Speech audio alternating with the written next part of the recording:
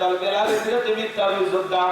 তাকায় দেখো না, একটা তোমরা ছাগলের কাছে কোনো পেশাব পায়খানা নাই, তার মানে তোমরা যখন ঘুমাচ্ছিলে বেলাল তখন ময়লা আবর্জনা পরিষ্কার করেছে। যাও নিজেদের কাজ করে এই কথা বলে ওদেরকে তাড়িয়ে দিলেন। এক পা দুপা করে বেলালের কাছে চলে গেলেন। হযরতে বেলাল দেয়ালে পিঠটা লাগাইয়া জিহ্বা নাড়াইয়া জিকির করে কা। এবার হযরতে বেলালের কাছে যায়, ওমে হালকা করে ধাক্কা মারছে, যখন জবান দিয়ে কালেমার আওয়াজ বের হয়েছে, তখন কালেমা শোনা মাত্র রেগে বলে, কি রে বেলাল, তোর জবান থেকে শুনলাম তুমি মুসলমান হয়েছো। হযরতে বেলাল রেগে বলে, মুসলমান হয় যারা মিথ্যা কথা বলতে পারে না তারা, ওয়াকুলু কাওলান সাদীদা। মুসলমানরা হবে সত্যবাদী, মুসলমানরা কখনো মিথ্যাবাদী হতে পারে না। আমাদের সমাজে মিথ্যাবাদী আছে না নাই? সকালে মিথ্যা বলে, বিকেলে মিথ্যা, ভরা পেটে মিথ্যা, খালি পেটে মিথ্যা, এত মিথ্যা কথা বলে একখান কবরে চলে গেছে, মুখটা বেঁকা হয়ে গেছে, তারপরে মিথ্যা বলা ছাড়ে না। ওর মিথ্যা কথা বলা দেখে শয়তান পর্যন্ত বলে আমিও এত খারাপ না। মিথ্যাবাদী আছে না নাই? কত যে মিথ্যা কথা বলে ভাই, বৃষ্টি তো থামে না।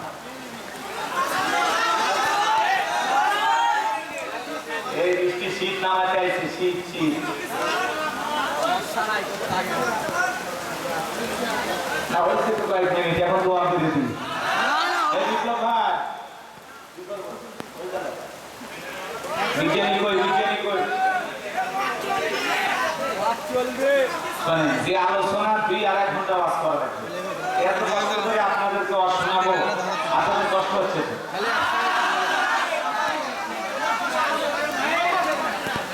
ছেলেরা যে কি কষ্ট, ওদের বুকটা ভেঙে গেছে, এত কষ্ট করে ওরা আয়োজন করছে।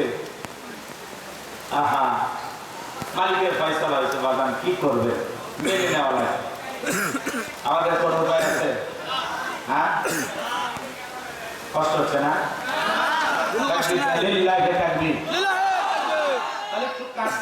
সংক্ষিপ্ত করে কিছু কথা বলে দোয়া থেকে যায়, বুঝতে পারছি আপনাদের শোনার আগ্রহ আছে, আলহামদুলিল্লাহ। আলেমদেরকে দেশের মানুষ মহব্বত করে, কথা বলেন। এত আলেমদের সমালোচনা, এই যে আপনারা শুনেছেন আমাদের প্রিয় ভাই মুফতি আমির হামজা, নাম শোনেন না?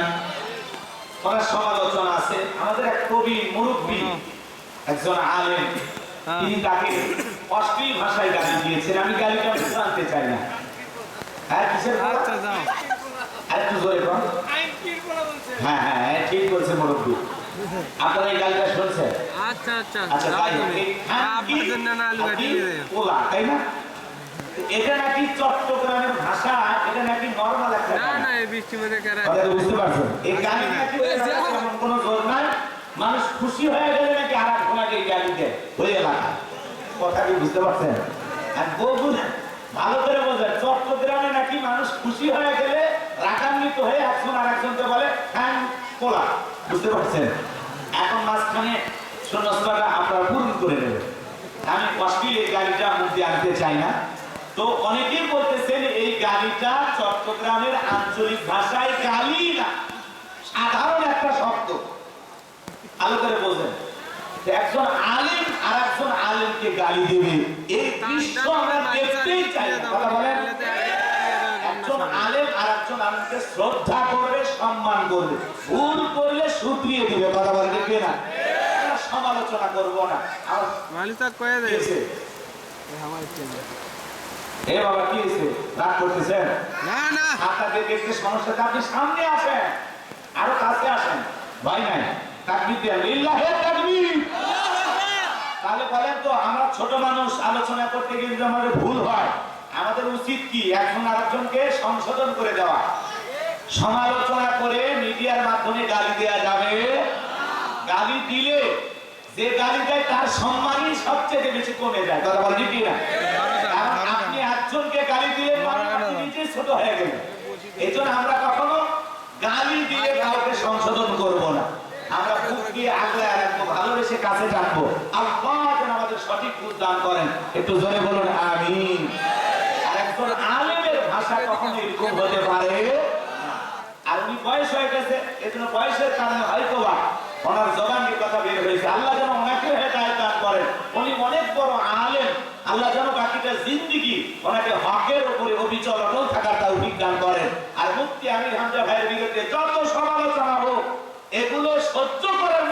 শক্তি যেন আল্লাহ মুফতি আমির হামজাকে দান করেন। একটু জোরে বলেন আমিন। কারণ উনি অনেক বক্তব্য দিতে গিয়ে এদিক সেদিক হচ্ছে, কাটছাট করা হচ্ছে ওনার বক্তব্যগুলো, মিডিয়ার মাধ্যমে ওনাকে সবচেয়ে বেশি সমালোচনার পাত্র বাড়ানো হচ্ছে। আমাদের খাদিজার ব্যাপারে কথা বলতে গিয়ে উনি শব্দ চয়নে কম বেশি করে ফেলে দিয়েছেন। এজন্য রাসূল আকরাম সাল্লাল্লাহু আলাইহি ওয়াসাল্লামের শানে, আম্মা জানদের শানে, সাহাবায়ে কেরামদের শানে কথা বলতে গেলে আদব রক্ষা করে কথা বলতে হবে, যাতে আমার জবান দিয়ে সামান্য পরিমাণ তাদের প্রতি অসম্মান সূচক কোনো আচরণ না হয়। আমার জবান দিয়ে যেন তাদের নামের সাথে, মর্যাদার সাথে, শানের সাথে যেন কোনো বেয়াদবি না হয়। এই বিষয়টা সব বক্তা, সব মুফাসসির, সব দ্বীনের দায়ীদের সতর্ক থাকতে হবে। আল্লাহ যেন আমাদের হেদায়েত দান করেন। একটু জোরে বলেন আমিন। তাদের সম্মান মর্যাদা আল্লাহ দিয়েছেন, এজন্য তাদের ব্যাপারে কথা বলতে হলে সতর্ক থেকে কথা বলতে হবে, রাসূলের সম্মান মর্যাদা বুঝে কথা বলতে হবে। আম্মা খাদিজাতুল কুবরা রাদিয়াল্লাহু তাআলা আনহা ইসলামের জন্য কত ত্যাগ করেছেন, কোরবানি করেছেন, যত সম্পদ ছিল সব দিয়ে দিয়েছেন। আল্লাহু আকবার বলেন। রাসূল আকরাম সাল্লাল্লাহু আলাইহি সাল্লামকে ভালোবাসা দিয়ে আগলায় রাখতেন। সম্মানিত ভাইরা আমার, এই জন্য রাসূলের শানে, আম্মা জানদের শানে, সাহাবায়ে কেরামদের শানে কথা বলতে গেলে আমাদের হিসাব করে কথা বলতে হবে, যাতে তাদের সম্মান মর্যাদায় সামান্য চুল পরিমাণে আমরা যেন বেয়াদবি না করে ফেলি। আল্লাহ যেন আমাদের হেদায়েত দান করেন। এতে জোরে বলেন আমিন। আর একটু জোরে বলেন আমিন। সম্মানিত ভাইরা আমার, দিল দিয়ে কথাগুলো বোঝার চেষ্টা করবেন। বাবা হযরত বেলাল দিকে বলে, মুসলমান হয় যারা মিথ্যা কথা বলতে পারে না তারা ওয়াকুলু কাওলান সাদীদা, মুসলমানেরা হলো সত্যবাদী। আল্লাহু আকবার বলেন। সদা সর্বদা সত্য কথা বলবো তো ইনশাআল্লাহ। আমরা সত্যবাদী হব না মিথ্যাবাদী? সব সময় সত্য কথা বলবেন, মিথ্যা কথা বলবেন না। মা বোনদের বলে যায়, মা সব সময় সত্য কথা বলবেন, মিথ্যা কথা বলবেন না। আল্লাহ আমার মা বোনদের হেদায়েত দান করেন। জোরে বলেন আমিন। এইবার উমাইয়া ডেকে বলে, বেলাল তুমি যদি চাও উটুম বা ছাগলের মালিক বানায় দেব, থাকার জন্য ভালো ঘরের ব্যবস্থা করে দেব। হযরত বেলাল ডেকে বলে, উমাইয়া পার্থিব সম্পদের বিনিময়ে বেলাল তার ঈমান বিক্রি করবে না। বলেন আল্লাহু আকবার। এইবার উমাইয়া ডেকে বলে, আমার কথা না শুনে বড় নেতা আবু জেহেলকে খবর দেব। হযরত বেলাল ডেকে বলে, কোন বড় নেতা ছোট নেতা এখন কাউকে কোনার টাইম নাই। আমি দুনিয়ার কোন আবু জেহেলকে ভয় করি না, আমি ভয় করি আমার আল্লাহকে। বলেন আল্লাহু আকবার। এইবার উমাইয়া দৌড়ে চলে গেল আবু জেহেলের বাড়িতে। যা করে নেতা সর্বনাশ হয়ে গেছে, আমার বাড়িতে তো তার বেলাল কালেমা পড়ে মুসলমান হয়েছে, তাই নাকি? বলে হ্যাঁ ঠিক আছে, যাও আমি আসতেছি। আবু জেহেল কিন্তু শান্ত বানু ক্যাডার মাস্তান ছিল, যাদের কাজই হলো মুসলমানদের উপর নির্যাতন জুলুম চালানো। আজও तमाम পৃথিবীতে জালেমের একটা বিশেষ বাহিনী থাকে, যাদের কাজই হলো টুপিওয়ালা দাড়িওয়ালা ইমানদারদেরকে টার্গেট করে করে হত্যা করা, তাদের উপর নির্যাতন জুলুম চালানো। কথা বলেন ঠিক কি না? এবার ভাইরা আবু জেহেল শান্ত বানু ক্যাডার মাস্তান নিয়ে উমাইয়ার বাড়িতে হাজির হয়ে গেল। এইবার বেলালকে দেখে বলে, বেলাল এই দিকে আয়। এই বেলাল সব কি শুনছি, তুমি নাকি কালেমা পড়ে মুসলমান হয়েছো। হযরত বেলাল দেখে বলে, গতকাল রাত্রিতে নবীজির হাতে হাত রেখে আমি কালেমা পড়ে মুসলমান হয়েছি, যা শুনেছেন সত্য। এই কথা শোনার পরে আবু জেহেল দেখে বলে, বেলাল আমি তোর পার্সোনাল ভাবে মহব্বত করি, তোর উপর একটা বিশেষ নজর ভালোবাসা কাজ করে। এ বেলাল আমি তোমাকে কয়েকটা প্রস্তাব দিতেছি।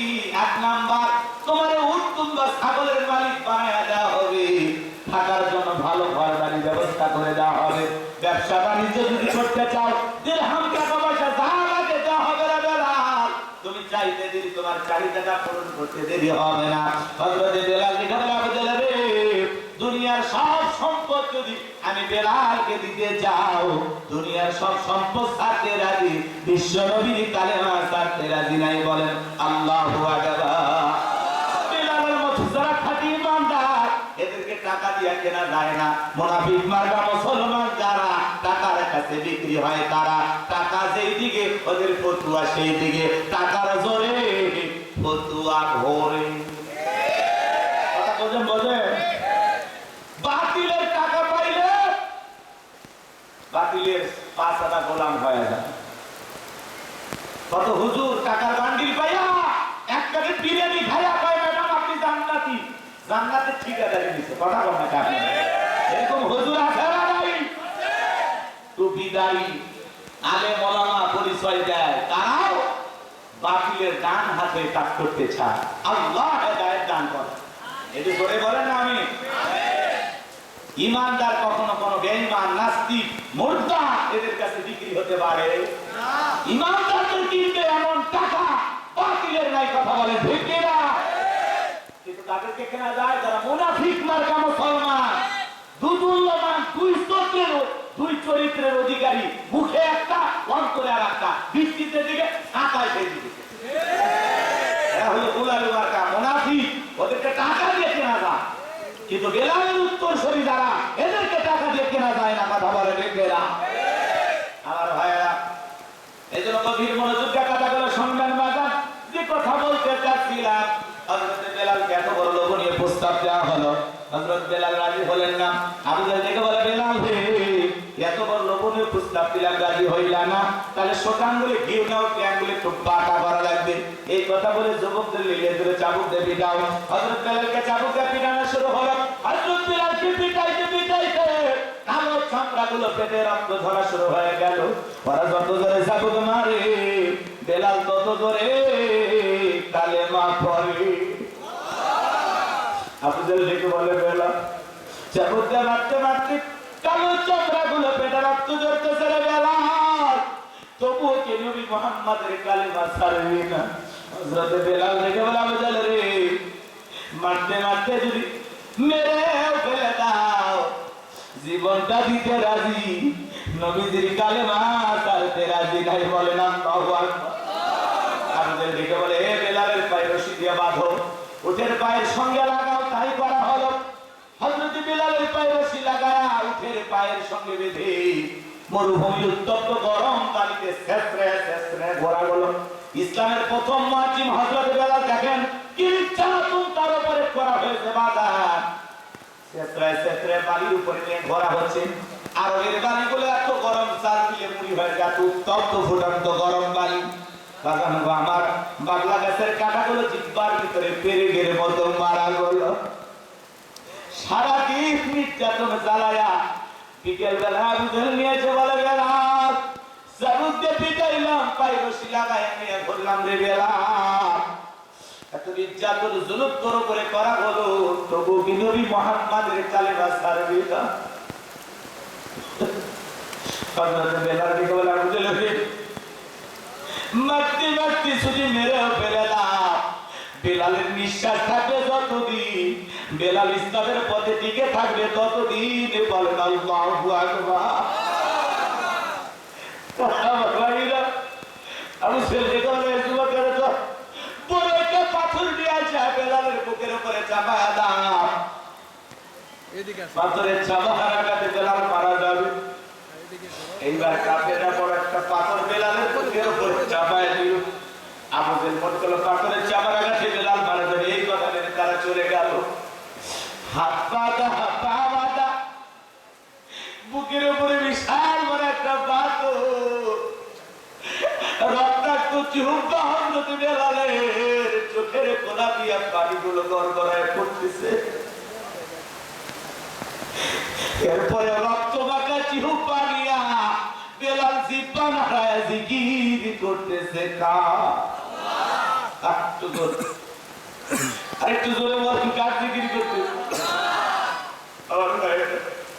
হযরত বেলাল জিহ্বা নাড়া, রক্তাক্ত জিহ্বা নিয়ে আল্লাহকে ডেকে বলেন, আল্লাহ ও আল্লাহ, তুমি তো সেই আল্লাহ ইব্রাহিমের জন্য যদি নমরুদের আগুনকে ফুলের বাগান বানায় দিতে পারো, আল্লাহ তুমি কি পারো না আমি বেলালের বুকের পাথরটাকে তুলার মতো নরম বানায় দিতে? আমি বেলালের বুকের উপরে পাথরটা করে কারণে তোমার মতো মালিক করে জিকির করতে পারো কষ্ট হয়। আল্লাহ তুমি কি পারো না বেলালের বুকের পাথরটাকে তুলার মতো নরম বানায় দিতে? হযরত বেলাল দোয়া করতে দেরি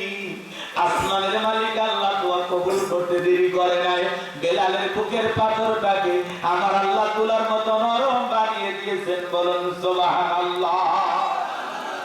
আশিক রাসূল বেলাল, নবীর পাগল বেলাল নবীকে কত ভালোবাসতেন জানেন? নবী যখন মক্কা নগরীতে পথ চলত, বেলাল একবার ডানে যায় একবার বামে যায়। নবী দেখে বলে, বেলাল বুঝি না, একবার ডানে যাও একবার বামে যাও, কারণটা কি? বেলাল দেখে বলে, নবী আপনি কালেমার দাওয়াতের ইসলামের প্রচার প্রসার করেন, এই কাফেররা হলো আপনার শত্রু, আপনাকে টার্গেট করে যদি ওরা ডান দিকে তীর নিক্ষেপ করে, নবী ওই তীরটা যেন সর্বপ্রথম বেলালের বুকের ভিতরে ঢোকে, আবার বাম দিকে যায়। মনে মনে ভাবি, ওরা যদি বাম থেকে তীর নিক্ষেপ করে, ওই তীরটা যেন সর্বপ্রথম আমি বেলালের বুকের ভিতরে ঢোকে। আমি বেলাল মারা গেলে ইসলামের ক্ষতি হবে না, আপনি নবী মারা গেলে ইসলামের মাথা উঁচু করে সামনের দিকে দাঁড়াতে পারবে না। বলেন আল্লাহু আকবার। নিজের জীবনের বিনিময়ে বিশ্ব নবীকে আগলায় রাখবেন বেলাল। সেই বেলালের নির্যাতন জুলুমের কথা, কষ্টের কথা বিশ্ব নবীর কান পর্যন্ত যখন পৌঁছে গেল, নবী আর দেরি করলেন না। আবু বকর বলে, আবু বকর যাও যাও, তুমি আমার বেলালের জন্য একটা কিছু করো, আমি বেলালের কষ্ট আর সহ্য করতে পারি না। হযরত আবু বকর কয়েক গুণ দাম বেশি দিয়ে উমাইয়ের কাছ থেকে হযরত বেলালকে আযাদ করলেন, মুক্ত করলেন। বলুন আল্লাহু আকবার। ভালো করে বুঝবেন বাজান, এই যখন ইসলামের অবস্থা, একদিকে সন্তান হারানোর ব্যথা, অন্যদিকে সাহাবায়ে কিরামদের উপর নির্যাতন জুলুম, এই জন্য নবীর মনটা ভীষণ খারাপ, চোখের কোণা দিয়ে পানি ঝরতেছে। নবীর যখন মন খারাপ, নবীকে সান্ত্বনা দেওয়ার দায়িত্ব কার? আমার আল্লাহ বলে, জিবরাইল আমার বন্ধুর মা নাই বাবা নাই, আমি ছাড়া আমার বন্ধুর কেউ নাই। এ জিবরাইল আমার বন্ধুর মনটা হয়েছে ভারী, আমি আল্লাহ সইতে নাহি পারি, লাহু মাহফুজ থেকে সূরা কাউসার নিয়ে যায় আমার বন্ধুর উপরে নাযিল কর তাড়াতাড়ি। বলুন আল্লাহু আকবার। আমার নবী ডেকে বলেন, আনাস আমার মুস্কি হাসি দেওয়ার কারণটা কি? তুমি তো জানো না, এ তো মন খারাপের কারণ তোমরা সবাই জানো। আমার মুস্কি হাসি দেওয়ার কারণ হলো এই মাত্র আসমান থেকে জিবরাইল এসে আমার উপরে সূরা কাউসার নাযিল করলেন। বিশ্ব নবী তখন মুস্কি মুস্কি হাসলেন আর সাহাবায়ে কিরামদের সামনে সূরা কাউসার তেলাওয়াত করে শুনিয়ে দিলেন। আমার আল্লাহ রাব্বুল আলামিন বলেন, ইন্না আ'তাইনাকাল কাউসার ফাসাল্লি লিরাব্বিকা ওয়ানহার ইন্না শানিয়াকা হুয়াল আবতার। আল্লাহু আকবার।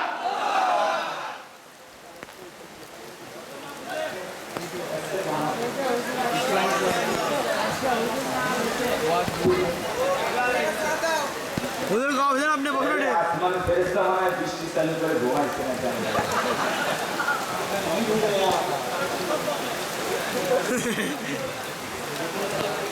কষ্ট হচ্ছে না? হ্যাঁ, কোনো কষ্ট নেই। 3-5-15 মিনিট দিলেও হবে। কে আয়াতের হক অনুযায়ী যদি তাফসীর করা হয় তাহলে আরো মিনিমাম 1.5 ঘন্টা আলোচনা করা হবে। পড়েন, এত বৃষ্টিতে ভিজলে সর্দি কাশি লাগবে, ভাবি তখন রাগ করবে, হুজুরের কারণে তোমার অসুখ লাগছে, ঝামেলাই করবেন না। ঠিক আছে, আচ্ছা বুঝতে পারছি আপনাদের আগ্রহ আছে, বাইরে থাকলে আমারও তো দেখা হবে, তাই না? এই বছরই কি শেষ, আশেপাশে আর কি গ্রাম নাই, মাহফিল কি হবে না, কোথাও না কোথাও দেখা হয়েই যাবে ইনশাআল্লাহ। তাকবীর। এবার শোনেন বাগান, মূল আলোচনায় চলে গেলাম। কষ্ট হচ্ছে আপনাদের? আল্লাহ রাব্বুল আলামিন বলেন, ইন্না আ'তাইনাকাল কাউসার, অবশ্যই আমি আল্লাহ পাক আপনাকে হাউজে কাউসার দান করেছি। আল্লাহু আকবার বলেন। এই পৃথিবীর অন্য কোন নবী রাসূলকে আল্লাহ রাব্বুল আলামিন হাউজে কাউসার দান করেন নাই, হাউজে কাউসার গীত করেন নাই। আপনার আমার নবীকে আল্লাহ তাআলা হাউজে কাউসার দান করেছেন। ইন্না আ'তাইনাকাল কাউসার, নিশ্চয় আমি আল্লাহ পাক আপনাকে হাউজে কাউসার দান করেছি। এই হাউজে কাউসারের পানি মধুর চাইতে মিষ্টি, দুধের মতো সাদা, পানির চাইতে ক্লিয়ার। ওই কঠিন কিয়ামতের ময়দানে যেদিন বিচার দিবস কায়েম হয়ে যাবে, বিচার দিবসের একদিন হবে 50,000 বছরের সমান। যেদিন সূর্য সহাত মাথার উপরে চলে আসবে, যেদিন বেঈমানদের জিহ্বা নাভি পর্যন্ত ঝুলে আসবে, জমিনটা হয়ে যাবে তামার জন্মে, পাহাড় পর্বত নদী নালা খাল বিল বিল্ডিং আমার কোনো কিছু থাকবে না। কুল্লুমান আলাইহা ফান, এই পৃথিবীর জমিনের সব কিছু আল্লাহ রাব্বুল আলামিন ধ্বংস করে দেবেন। ওই কঠিন কিয়ামতের ময়দানে ভাই ভাইয়ের পরিচয় দেবে না। ইয়াউমা ইয়াফিরুল মারউ মিন আখি ওয়া উম্মিহি ওয়া আবি ওয়া সাহিবাতিহি ওয়া বানি। কিয়ামতের ময়দানে ভাই ভাইয়ের কাছ থেকে দৌড়ে পালিয়ে যাবে, স্বামী স্ত্রীর কাছ থেকে পালিয়ে যাবে, মাতা পিতা সন্তানের কাছ থেকে পালিয়ে যাবে। মাতা পিতা সন্তানের পরিচয় দেবে না, স্ত্রী স্বামীর পরিচয় দেবে না। ওই কঠিন কিয়ামতের ময়দানে আল্লাহর আরশের ছায়া ছাড়ার কোনো ছায়া থাকবে না। ওই ছায়ার ভিতরে আল্লাহ রাব্বুল আলামিন শাস্তির মানুষকে ছায়া দান করবেন। এটা হলো কিয়ামতের ময়দানে আল্লাহ তৈরি করা ভিআইপি গ্যালারি। মানুষ পানি পানি বলে চিৎকার করে তলে তলে মানুষ বিশ্ব নবীর দিকে রওনা করবেন। আল্লাহ রাব্বুল আলামিন কিছু মানুষের চোখের সামনে পর্দার আবরণ তৈরি করে দেবেন। নবী তখন ডেকে বলবেন, আল্লাহ সংখ্যায় আমি আমার অনেক উম্মতকে দেখতে পাইলাম, কেন জানি কি সংখ্যাটা কমে গেল বুঝতে পারলাম না। আমার আল্লাহ তখন ডেকে বলবে, বন্ধু পাইকারি করে সবাইকে হাউজে কাউসারের পানি পান করাইতে পারবেন না। দুনিয়ার জীবনে দুইটি অপরাধ করেছিল যারা, আপনার হাতে আজকে হাউজে কাউসারের পানি পাবে না। তারা কয়টা অপরাধ? জোরে বলেন কয়টা অপরাধ? দুইটা অপরাধ আপনার আমার ভিতরে থাকতে পারে কিনা জানার দরকার আছে না নাই? আমার আল্লাহ রাব্বুল আলামিন দেখে বলে, বন্ধু সবাইকে পানি পান করাইতে পারবেন না। দুইটি অপরাধ করেছিল যারা, দুনিয়ার জমিনে তাদেরকে আজকে হাউজে কাউসারের পানি পান করানো হবে না। আমার ভাইরা, বিশ্ব নবী হাউজে কাউসারের পেয়ালাতে দাঁড়িয়ে থাকবেন। আজকালে দাঁড়িয়ে থাকবেন হযরত ওমর, হযরত আবু বকর পেয়ালাগুলো ভরায়া ভরায়া হাউজে কাউসারের পানি ভরায়া ওমরের হাতে দেবেন, আর হযরত ওমর বিশ্ব নবীর হাতে দেবেন। আর নবীজি তার আগরের উম্মতদেরকে খুঁজে খুঁজে কিয়ামতের ময়দানে সর্বপ্রথম হাউজে কাউসারের পানি পান করাবেন নবীজির হাতে। কিয়ামতের ময়দানে কারা কারা হাউজে কাউসারের পানি পান করতে চান, দুটা হাত তুলে আল্লাহকে দেখান। আল্লাহ কিয়ামতের ময়দানে আমাদের সবাইকে নবীজির হাতে হাউজে কাউসারের পানি পান করার তৌফিক দান করুন। ধরে বলেন আমিন। আর একটু ধরে বলেন আমিন। আরো একবার বলুন আমিন। আপনারা আল্লাহ যদি কবুল করে বাজান, তাহলে তো আপনি আমি ভাগ্যবান। নবীজি হাউজে কাউসারের পিয়ালার পানি নিয়ে দাঁড়িয়ে থাকবেন, আপনি নবীকে দেখবেন এবং নবীজির হাতে হাউজে কাউসারের পানি পান করবেন। যদি তকদীরে নসিবে ভাগ্যে আল্লাহ তাআলা নবীজির হাতে হাউজে কাউসারের পানি জোটায়া দেন, আর এক পেলে পানি পান করার যদি সুযোগ আপনি পেয়ে যান, তাহলে জান্নাতে ঢোকা পর্যন্ত আপনার তৃষ্ণা লাগবে না, তৃষ্ণা মিটে যাবে। বলুন সুবহানাল্লাহ। হাউজে কাউসারের পানি, পানি চাইলেই তো পাওয়া যাবে না। আমি এলাকায় আসলাম, মনে করেন একটা ছেলের হাতে কিছু চকলেট দিয়ে বলে, ভাতিজা আমার জন্য এক বোতল পানি আনো, আমি তো উজু বানাবো। ছেলেটা চকলেট পায়, মাঝখানে আসার খায় পড়ে গেছে, হাঁটু ছিঁড়ে গেছে, রক্ত বেরোয়েছে, ব্যথাও পাইছে। এরপরে উঠে দাঁড়াইয়া বদনা ভইরা পানি নিয়ে আমার সামনে হাজির। আমি তখন বলে, ভাতিজা এই পানিটা আনতে গিয়ে তোমার কষ্ট হয়েছে, মাঝখানে আসার খায় পড়ে গেছে, হাঁটু ছিঁড়ে গেছে, রক্ত মনে হয় বেরোয়েছে, ব্যথাও মনে হয় পাইছে। ছেলেটার হাতে চকলেট খাওয়ার কারণে বলতেছে, আমি এরকম কত করে যাই, আমার কিছুই হয় না। এই চকলেটের খুশির কারণে ব্যথাকে ব্যথা মনে হচ্ছে না। কিয়ামতের ময়দানে নবীজির হাতে হাউজে কাউসারের পানি তকদীরে নসিবে ভাগ্যে যদি জুটে যায়, আর আল্লাহর আরশের নিচে ছায়া যদি জুটে যায়, কিয়ামতের কঠিন দিন তার কাছে কঠিন মনে হবে না, আল্লাহ সহজ করে দিবেন। বলুন সুবহানাল্লাহ। আরেকটু জোরে বলুন না সুবহানাল্লাহ। এখন পানি চাইলেই তো পাওয়া যাবে না, কাজ করা লাগবে, একটু কষ্ট করা লাগবে। ঠান্ডা পানিতে ওযু বানাইয়া নামাজ আদায় করলেন, হঠাৎ করে কেউ নামাজ ধরলে পুরাতন যারা নামাজি আছে, মুসল্লি আছে, এরাই নতুন নামাজিদেরকে ঠাট্টা বিদ্রুপ করে। বন্দি করছে উত্তর পাড়ার বাসা দিকে মসজিদে নামাজ পড়বি না, 2 দিন পরে আবার ছাড়িয়ে দিবি। দাওয়াতে তো 5 জনকে মসজিদে আনতে পারেন না, হঠাৎ করে একটা ছেলে মসজিদে আসতে নামাজ ধরতে চায়, তার নিয়ে কেন ঠাট্টা বিদ্রুপ করেন, সমালোচনা করেন। আপনার এই সমালোচনা শুনে পরের দিন থেকে ওই ছেলে যদি মসজিদে না আসে, আল্লাহর কাছে কি জবাব দেবে? কথা বলেন। সমালোচনা করা যাবে, তার আপনি আঘাত দিয়ে কথা বলা যাবে? আপনার আচরণকে কষ্ট বা কেমন কাজ করা যাবে? হঠাৎ করে কেউ নামাজ ধরেছে, পারলে দোয়া করেন যে ভাতিজা, মনে মনে এটাই চাইছিলাম তুমি নামাজি হও, আল্লাহ কবুল করছে, তুমি মসজিদে আসছো, দেখে দিলটা হয়ে গেছে, আল্লাহর কাছে দোয়া করি, আল্লাহ যেন মৃত্যু পর্যন্ত মসজিদে এসে তোমাকে 5 ওয়াক্ত নামাজ পড়ার তৌফিক দান করেন। ভালোবেসে বুকে টানেন, দোয়া করেন, ঘৃণা ছড়ানো যাবে। আদর করে কথা বললে সব মানুষই শোনে, কিন্তু বেয়াদবের মতো আচরণ করলে কেউ শুনবে? আপনার আমার আচরণ যেন বেয়াদবি না হয়। কথা বলেন, কথা বলেন। আরে ভাই, তুমি একজন মানুষ নামাজ ধরেছে, আপনার সমস্যা হচ্ছে, তো জায়গা হচ্ছে না, আপনার সমস্যাটা কথা আপনি কেন সমালোচনা করেন? নামাজ তুই একটু করবি, 2 দিন করবি, নামাজ ছেড়ে দিবি, ঠিকঠাক ভাবে নামাজ ধর, আল্লাহর সাথে ভাইজানি করিস না। এই বেটা তুই তো বড় খাইছি, উপদেশ দিবে, উপদেশ নিজে ভালো হওয়ার দরকার আছে না? নাই? দাদা সাবধান হয়ে যান, মসজিদে কেউ ঢুকলে বেয়াদবি করা যাবে, তাহলে দোয়া করবে। নামাজ শেষে 1 কাপ চা খাওয়ানো হবে, যে ভাতিজা তুমি মসজিদে আসো, চলো 1 কাপ চা খা। এমন ভাবে মেশে যাতে ওই লোকটা বোঝে এটা একটা আলাদা জগৎ, আইসা তো সম্মান পাইতেছি, আদর যত পাইতেছি, আর নামাজি মানুষের ব্যবহার এত ভালো হয়, আপনার ব্যবহার দেখে কোনো লোকটা দোয়া করে। কথা বলে। আর আপনি কুকুরের মতো ব্যবহার করেন, ঢেউ ঢেউ করেন, নিয়ে ঘরের বইয়ের সাথে যা করেন, রাস্তাঘাটে মুসল্লি পাইলে যাই করেন, হুজুর হুজুর কিছু মানে না। ভালো হয় না, আল্লাহ হেদায়েত দান করুন। এই বাচ্চারা বলো না জোরে আমিন। না, দোয়া করে দিন। আরে আমার মন তো চাইতেছে, কিন্তু মানে হয় না, চেষ্টা করলে হয় না, আটকায় যায়।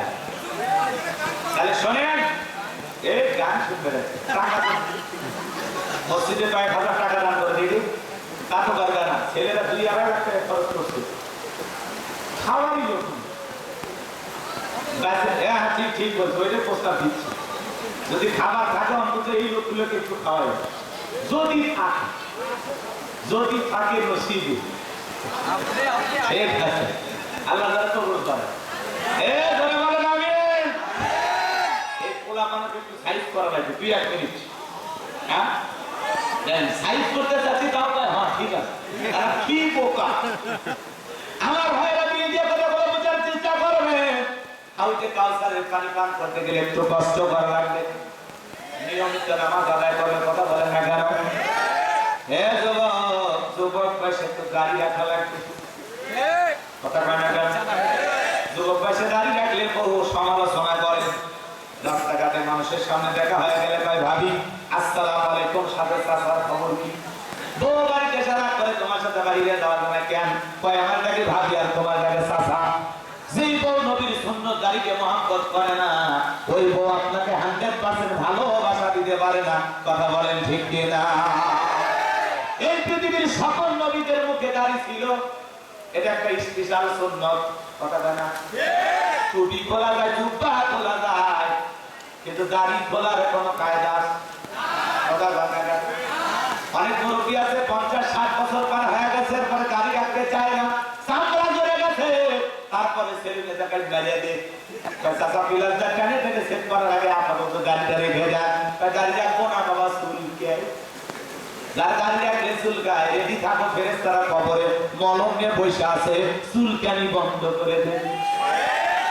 গাড়ি হলো পুরুষের সৌন্দর্য, গাড়ি রাখলে পুরুষকে পুরুষের মতো লাগে, আর গাড়ি ছাড়া পুরুষকে মহিলারা দাঁড়িয়ে গাড়ি ছাড়া পুরুষ, মহিলা মার্কা পুরুষ। পুরুষের দাড়ি থাকে, মেয়েদের নাই। কথা বলা রাগ করতেছেন মনে হয় আপনারা? এক জায়গায় মেয়েদের মুখে আল্লাহ দাড়ি কয়, দাড়ি রাখেনি কারণ আদর করা লাগে। আমাদের মুখে দাড়ি আছে দেখে আদর করার আর জায়গা নেই। হ্যাঁ, কি পুষ্প রাগ করতেছেন নাকি আপনার? শোনেন, স্ত্রীদের মহাব্বত ভালোবাসা বৃদ্ধি করার কিছু কৌশল আছে। আমি একটু বলবো, আগ্রহ আছে কিন্তু পরিবেশে আমার মন চাইতে লিল্লাহি তাকবীর। একটু অপেক্ষা করেন বাজান। আউতে কাউসারের পানি পান করতে গেলে কাজ করা লাগবে দুইটা আঙ্গুল তুলে বলেন তো কয়টি? আরো জোরে। আল্লাহ তাআলা সেটা 2 নাম্বার আয়াতে বলেন ফাসাল্লি রাব্বিকা ওয়ানহার, ফাসাল্লি রাব্বিকা ওয়ানহার। 1 নাম্বার হলো ফাসাল্লি রাব্বিকা, রবের উদ্দেশ্যে সালাত নামাজ হবে একমাত্র কার জন্য? আরো জোরে বলেন ফাসাল্লি রাব্বিকা, রবের উদ্দেশ্যে সালাত আদায় করা লাগবে। আল্লাহকে রাজি খুশি করার জন্য নামাজ পড়া লাগবে। সালাত হবে কার জন্য? ইন্না সালাতি ওয়া নুসুকি ওয়া মাহইয়ায়া ওয়া মামাতি লিল্লাহি রাব্বিল আলামিন। সূরা আনআম আয়াত নাম্বার 162। আল্লাহ রাব্বুল আলামিন জানিয়ে দিলেন, নবীজি আপনি বলুন, আমার নামাজ, আমার কোরবানি, আমার জীবন, আমার মরণ লিল্লাহি রাব্বিল আলামিন, আসমান জমিনের প্রতিপালকের জন্য। তাহলে মুমিন জীবনের সব ইবাদত হবে একমাত্র কার জন্য? আর একটু জোরে বলেন কার জন্য? তাহলে বাজান, নামাজ আদায় করা লাগবে রবের জন্য। ফাসাল্লি রাব্বিকা, রবের উদ্দেশ্যে সালাত। নামাজ যদি নামাজের মতো হয়, আল্লাহ তাআলা বলেন ফালিয়াবুদু রাব্ব হাযাল বাইত আল্লাযী আত'আমাহুম মিন জু' ওয়া আমানাহুম মিন খাউফ। আল্লাহ রাব্বুল আলামিন বলেন, এই ঘরের মালিকের ইবাদত করো। ইবাদত যদি ইবাদতের মতো হয়, নামাজ যদি নামাজের মতো হয়, আমার আল্লাহ রাব্বুল আলামিন দেখে বলেন, যে বান্দা 5 ওয়াক্ত সালাতে মাথা নত করে আমি আল্লাহ রাব্বুল আলামিনকে সিজদা দেবে, ওই বান্দার জন্য আমি আল্লাহ তাআলা 2টা জিনিস দেব। 1 নাম্বার, তার রিজিকের টেনশন করা লাগবে না। যে বান্দা 5 ওয়াক্ত সালাতে মাথা নত করে আমি আল্লাহকে সিজদা দেবে, ওই বান্দার জন্য আমি আল্লাহ রিজিকের ব্যবস্থা করে দেব। বলুন সুবহানাল্লাহ। রিজিক দেওয়ার মালিক কে? উত্তর পাড়ার রাস্তা